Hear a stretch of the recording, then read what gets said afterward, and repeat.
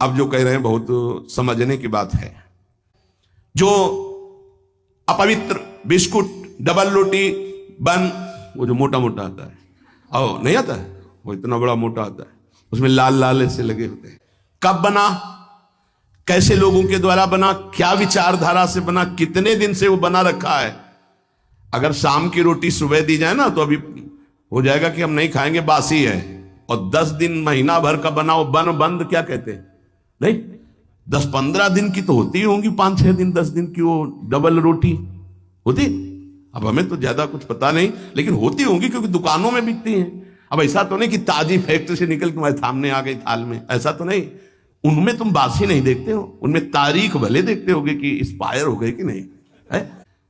अपने घर की एक रोटी बना लो, हल्का सा नमक लगा के फिर पालो तो कैसा रहेगा। उसके साथ आप नाश्ता कर लो, एक रोटी बना लो। ये डबल रोटी की क्या जरूरत है, फिर डबल बुद्धि हो जाएगी, डबल रोटी में बुद्धि डबल हो जाएगी। बन बन होटलों का भोजन बिस्कुट, डबल रोटी, बन, प्याज लहसुन से बना हुआ भोजन। फिर आगे तो बहुत ही निषिद्ध है जो अंडा मांस मदिरा आदि का सेवन करते हैं। ये जो लोग ऐसा भोजन करते हैं व्यर्थ में अपने को भजनानंदी और प्रभु प्रेमी बताते हैं। नियमाकुल जिसने स्नान नहीं किया है, जिसके वस्त्र पवित्र नहीं, उसके हाथ का बनाया हुआ भोजन पा रहे हो होटल में, तुम्हारा चित्त शुद्ध हो जाएगा। सात्विक आहार का सेवन करने वाला ही, सात्विक वृत्ति वाला ही आगे भजन में बढ़ता है।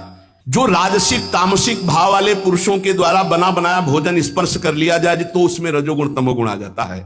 फिर जिनको पवित्रता का ज्ञान नहीं, होटल में खड़े हैं, वो नहाए हैं कि नहीं नहाए, वस्त्र कैसे हैं, उनका विचार कैसा है, वो शौचालय जाके कितनी पवित्रता करते हैं, और दाल रोटी बना करके वो दे रहे हो, आप उसी कुर्सी में वही मांसाहारी पा गया है, वही तुम पा रहे हो, वही मांस बना है, वही तुम्हारा भोजन बना है, दाल रोटी फ्राई।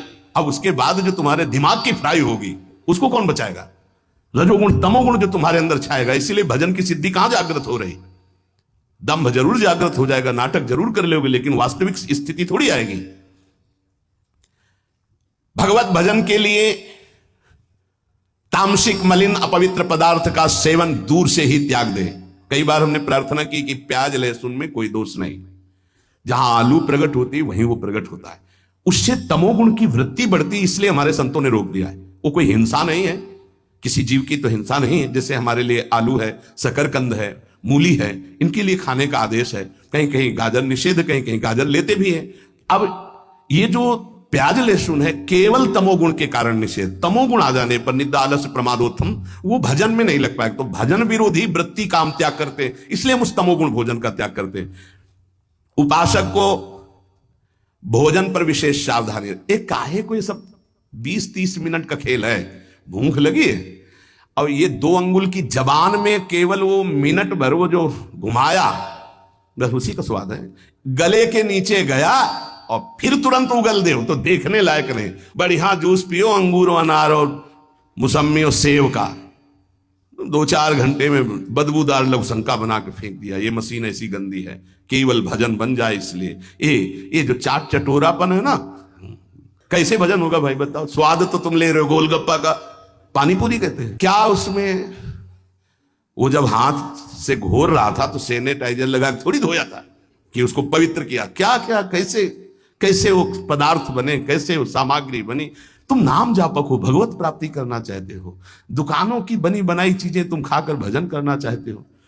तो हमें लगता है कि 2 मिनट की बातें, जबान के स्वाद की बात, भोजन को हमें सुधारना चाहिए। ये चीजें तो साधक को पानी ही नहीं चाहिए। देखो बहुत बढ़िया बात है, जाओ घर, एक परेठा बनाओ, नमक लगाओ, श्री जी को ऐसे अर्पित करो, पालो, बाल भोग आपका बढ़िया हो गया।